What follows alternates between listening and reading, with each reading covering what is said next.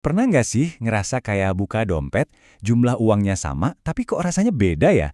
Dulu bawa uang segini ke pasar dapatnya banyak, sekarang kok cuma dapat separohnya? Nah, itu dia yang namanya inflasi. Ini bukan cuma istilah ekonomi yang ribet di buku, tapi ini tantangan nyata yang kita semua hadapi setiap hari. Yuk kita bongkar bareng-bareng cara bangun benteng keuangan kita buat ngelawan si inflasi ini. Kutipan ini, jujur aja, kayaknya relate banget ya buat banyak dari kita. Ini tuh kayak tamparan kenyataan. Masalahnya bukan karena kita jadi lebih boros, tapi karena nilai uang kita yang diem-diem makin lemah. Inilah musuh tak terlihat yang harus kita hadapi. Oke, biar gampang, kita sebut aja inflasi itu pencuri senyap. Kenapa? Soalnya dia nggak datang teriak-teriak. Dia datangnya pelan-pelan, nyaris nggak kerasa. Tiba-tiba suatu hari kita sadar, loh kok duit 100.000 sekarang rasanya kayak 20.000. Intinya bukan harga barang yang naik, tapi nilai uang kita yang turun. Itu poin pentingnya.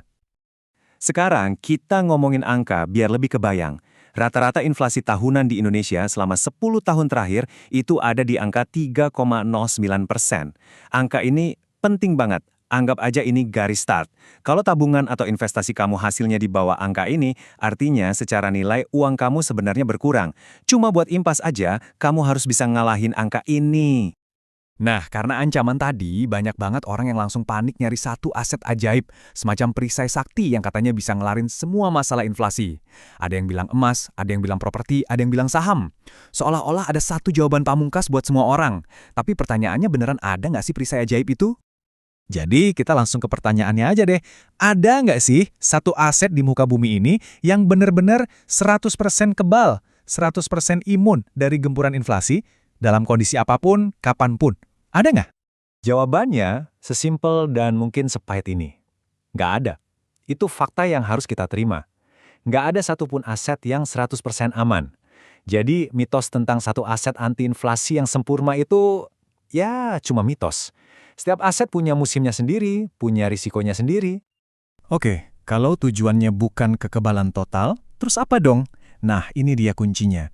Tujuannya adalah membangun ketahanan atau resiliensi. Jadi, daripada kita pusing nyari satu aset sempurna yang nggak ada, mindsetnya kita ubah.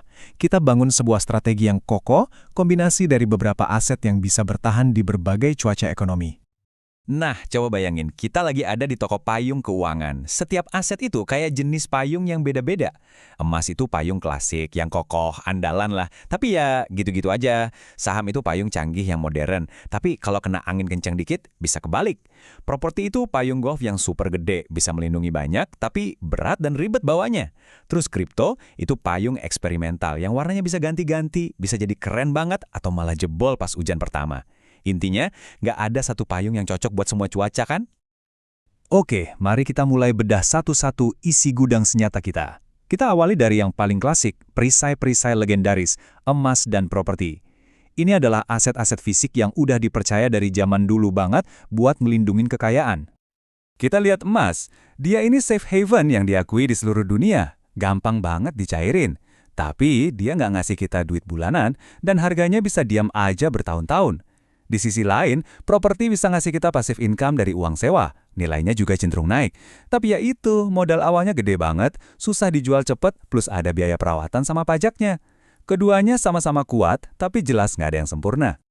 Nah, kalau tadi kita ngomongin soal pertahanan, sekarang kita pindah ke mesin pertumbuhan. Aset finansial ini bisa dibilang senjata kita buat nyerang, buat secara aktif numbuhin kekayaan kita, bukan cuma buat ngejagain aja. Ada saham yang secara sejarah ngasih pertumbuhan jangka panjang paling tinggi. Kenapa? Karena kita punya bagian dari bisnis beneran. Risikonya, harganya bisa naik turun kayak roller coaster, jadi butuh mental baja. Terus ada obligasi, terutama obligasi pemerintah, yang jauh lebih aman, ngasih pendapatan tetap yang stabil. Tapi imbal hasilnya sering lebih rendah, dan nilainya juga bisa kegerus kalau inflasi naik. Gampangnya, saham buat nyerang, obligasi buat bertahan. Pusing harus milih satu-satu, tenang, ada jalan pintas yang pinter kok. Namanya reksadana. Ini tuh ibaratnya kita beli sekeranjang buah, bukan cuma satu jenis. Sekali beli, kita langsung dapat banyak saham atau obligasi sekaligus, jadi risikonya nyebar. Udah gitu, ada manajer profesional yang ngurusin, dan kita bisa mulai dengan modal kecil banget. Ini pilihan yang oke banget buat para pemula. Kita udah bahas macam-macam perisai, macam-macam senjata. Tapi, ada satu senjata pamungkas, sebuah aset yang nggak bisa dinilai pakai uang, nggak bisa dicuri sama krisis apapun, dan nilainya dijamin nggak akan pernah kegerus inflasi. Apaan tuh? Dan, ini dia jawabannya.